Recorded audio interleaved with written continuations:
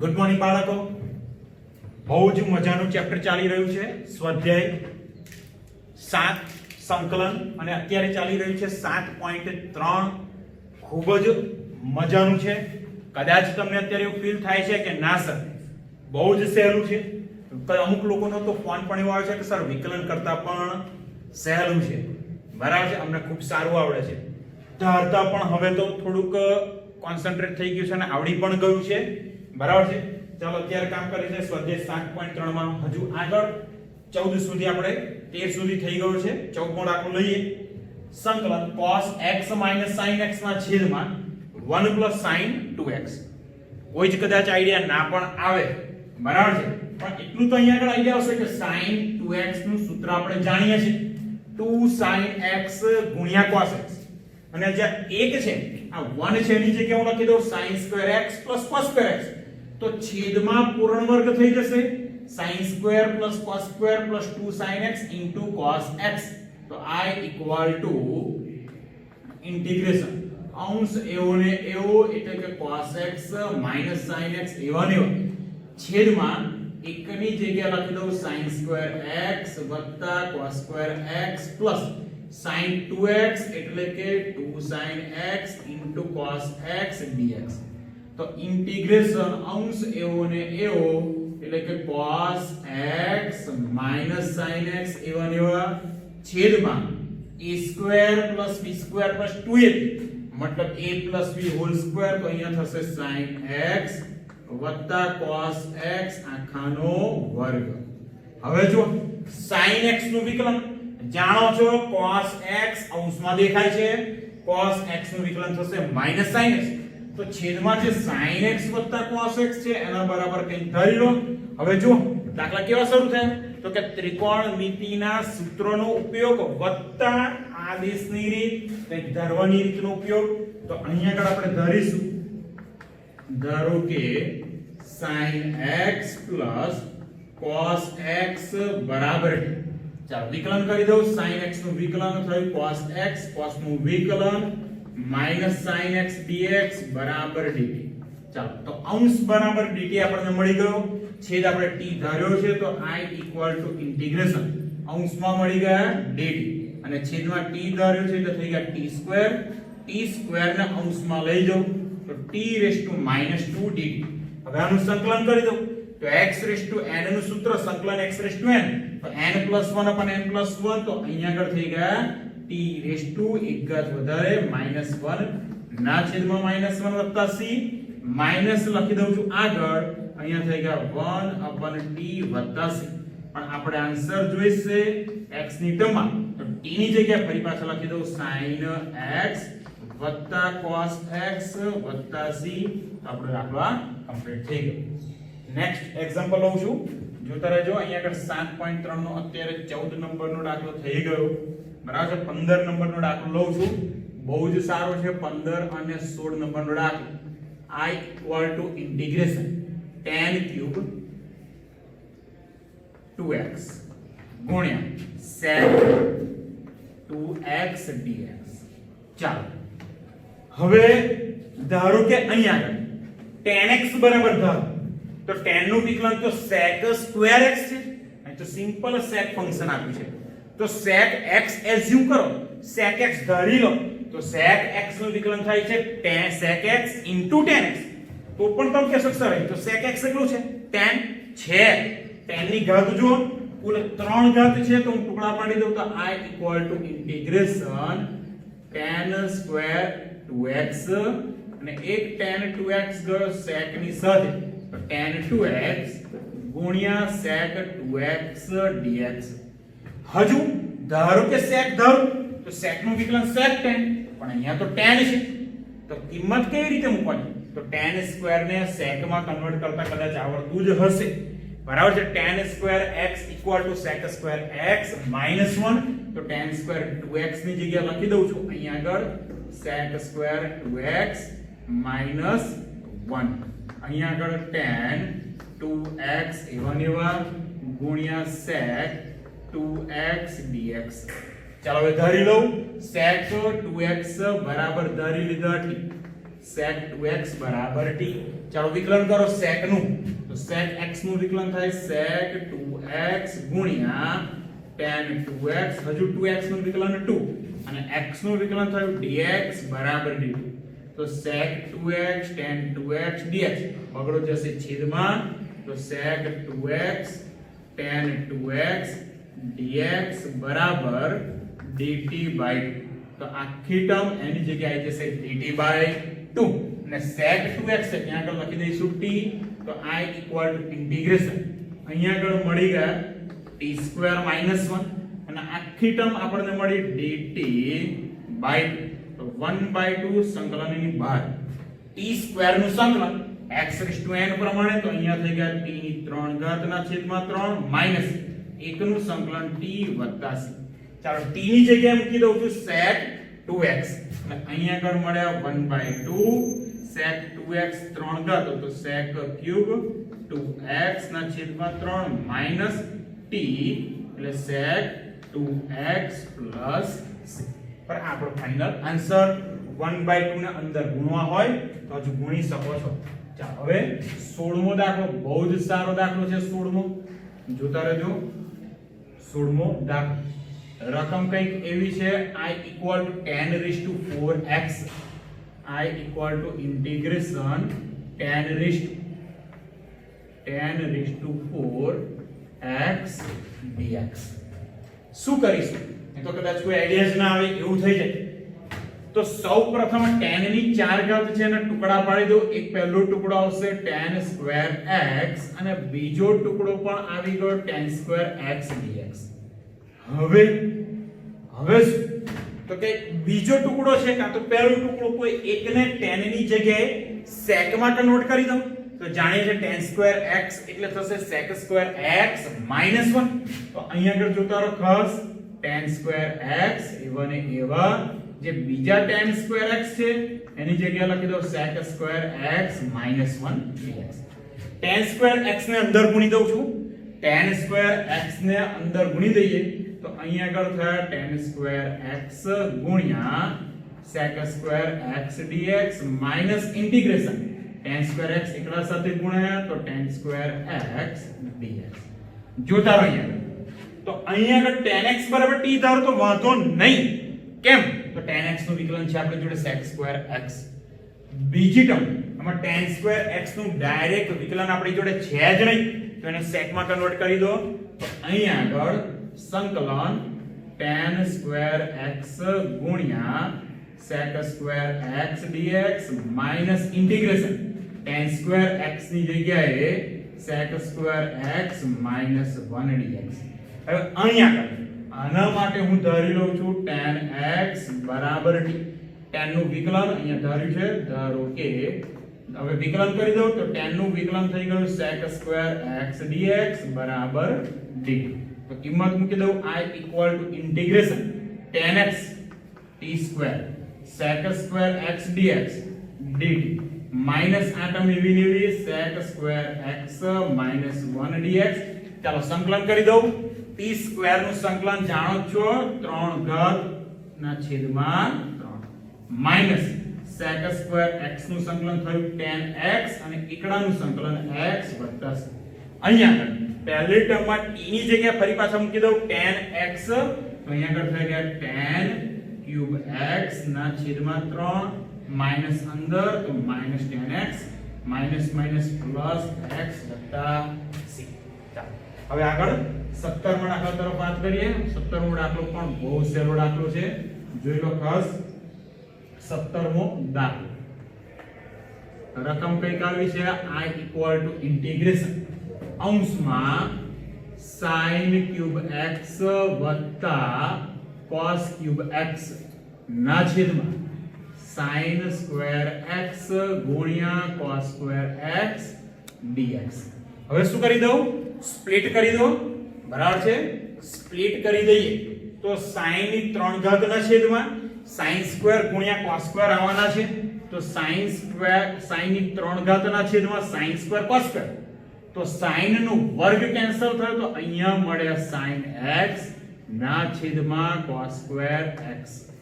Same એવી રીતે બીજી ટર્મ cos ક્યુબ x ના છેદમાં sin square cos square cancel, તો અંશમાં એક જ વખત cos x રહેશે, છેદમાં આવી ગયા sin square x dx equal to integration. હવે જો અહીંયા sin ના છેદમાં cos સ્ક્વેર છે, બે વખત cos છે, તો એક વખત cos, બંનેને અલગ અલગ કરું તો sin ના છેદમાં એક વખત cos તો થાય tan x, અને જે બીજી વખત cos x છે એનું વ્યસ્ત એટલે sec x. સેમ વે અહીંયા આગળ cos ના છેદમાં બે વખત sin સ્ક્વેર છે, તો cos ના છેદમાં એક વખત sin, એટલે અહીંયા મળી ગયા cot x, અને બીજી વખત sin તો cosec x dx. હવે આનું સંકલન તો બહુ સહેલું, sec x tan x નું સંકલન sec x, કારણ કે sec x નું વિકલન થાય છે sec x ગુણ્યા tan x.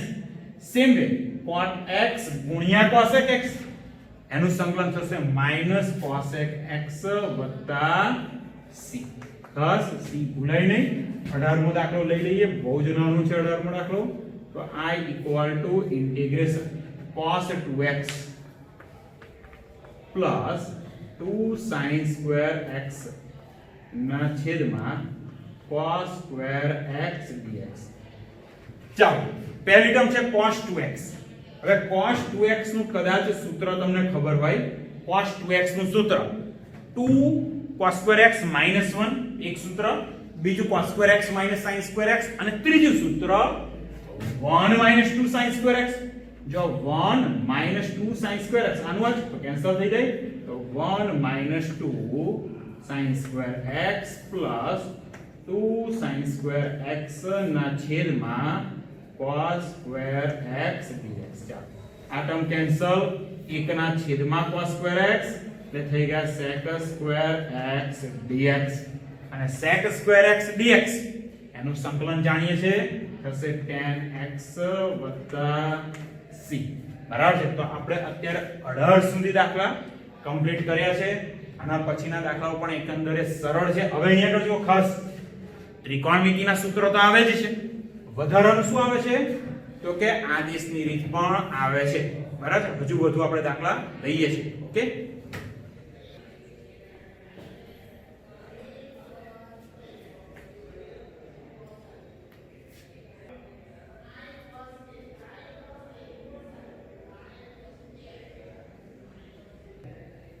ચાલો બાળકો વધુ આગળ 7.3 નું 20મો દાખલો.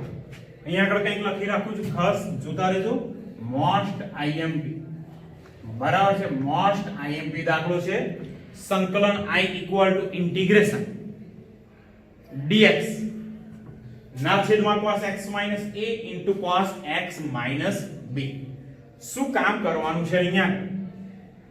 છેદમાં તો cos વાળી ટર્મ છે, યાદ રાખો.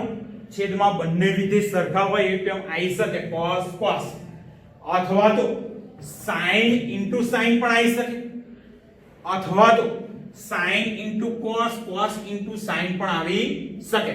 કેવી રીતે કામ કરીશું એ જો. અહીંયા આગળ એંગલ છે x - a x - b.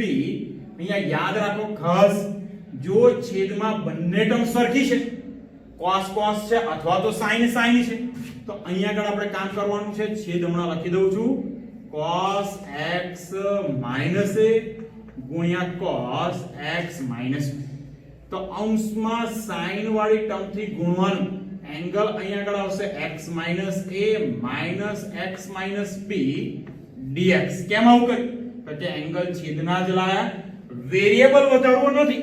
Actually અહીંયા આગળ જોશો તો ખાસ કોન્સ્ટન્ટ ટર્મ જ વધારી છે. x અને -x કેન્સલ થઈ ગયા, તો -a પ્લસ b. મતલબ sin b - a વડે ગુણ્યા છે અને sin b - a વડે ભાગ્યા. b - a વડે ગુણ્યા ભાગ્યા પછી x ઉમેર્યો ને બાદ કર્યો. મુદ્દે છેદમાં જે એંગલ છે એવું કંઈક સ્વરૂપ લાયા. હવે અંશમાં sin આલ્ફા માઈનસ બીટા એનું સૂત્ર એપ્લાય કરીશ, તો I equal to 1 sin b minus a. ધ્યાન રાખો, છેદમાં sin ગુણ્યા sin હશે તો પણ આ જ મેથડ આવશે, પણ છેદમાં અલગ અલગ વિધેય sin cos અથવા cos sin હશે તો અહીંયા આગળ ગુણવા પડશે cos વિધેય વડે.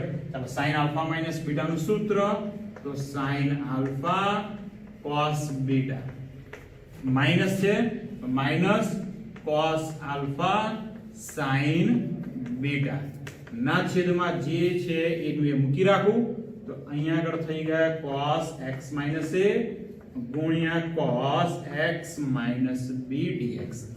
હવે અહીંયા આગળ સ્પ્લિટ કરી દઉં બરાબર છે દરેકના છેદમાં લેજો sin x y cos x - a into cos x - b જો શું થાય છે cos x - b તો કેન્સલ થઈ ગયા sin x - a પર cos x - a તો મળ્યા tan x - a માઈનસ અહીંયા cos x - a cancel sin upon cos એટલે થઈ ગયા tan x - b dx.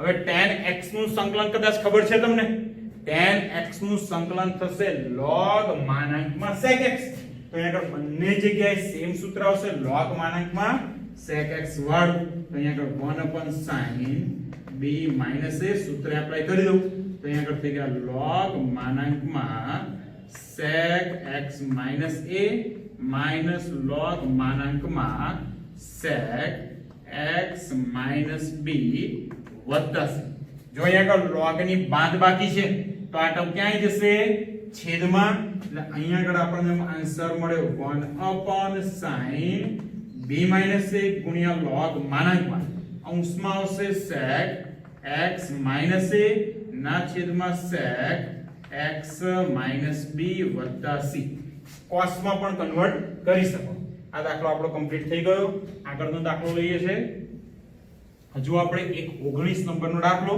બાકી હતો એ 19મો દાખલો પહેલા લઈ લઈએ તો 19મો દાખલો I = ઇન્ટિગ્રેશન dx ના છેદમાં sin x ગુણ્યા cos ની 3 ઘાત x બરાબર શું કરશો કોઈ જ આઈડિયા અહીંયા આગળ કદાચ ના પણ આવે એવું બને તો જો અહીંયા આગળ ખાસ તો ઇન્ટિગ્રેશન dx છેદમાં sin ફંક્શન છે cos વડે ભાગ્યા અને અહીંયા આગળ cos વડે ગુણ્યા cos ની 3 ઘાત તો છે જ તો equal to integration cos x ગુણ્યા cos ક્યુબ તો થાય cos ની 4 ઘાત પણ ક્યાં જશે અંશમાં તો cos ની 4 સોરી અંશમાં ગઈ તો થશે sec raised to 4 x dx અને છેદમાં sin upon cos tan x હવે ધારો કે tan x ધારી લઈએ તો tan x નું વિકલન જાણો છો sec square x તો ઉપર sec ની જે 4 ઘાત છે એનો બે ટુકડા કરી દો તો અહીંયા ટુકડા કર્યા તો આપણને મળશે sec square x ગુણ્યા sec square x છેદમાં tan x dx હવે tan x ધારીએ છે તો tan x નું વિકલન sec square x dx થાય બરાબર tan x નું વિકલન શું થશે sec square x dx થાય બરાબર છે એ તો અહીંયા આગળ થઈ જશે પણ sec square x ની જગ્યાએ શું પાછું તો sec square x ની જગ્યાએ આપણે મૂકી દઈએ tan તો sec square x એટલે થશે 1 plus tan square x અને ગુણ્યા sec square x dx ના છેદમાં tan x ચાલો હવે કંઈક ધારી લઉં છું બરાબર છે ધારી લઈ છે tan x બરાબર ધારો કે tan x બરાબર tan x નું વિકલન જાણીએ છે tan x નું વિકલન થશે sec square x dx બરાબર dt કિંમત મૂકી દઉં તો I = ઇન્ટિગ્રેશન અહીંયા આગળ અંશમાં થશે 1 plus tan એટલે કે t સ્ક્વેર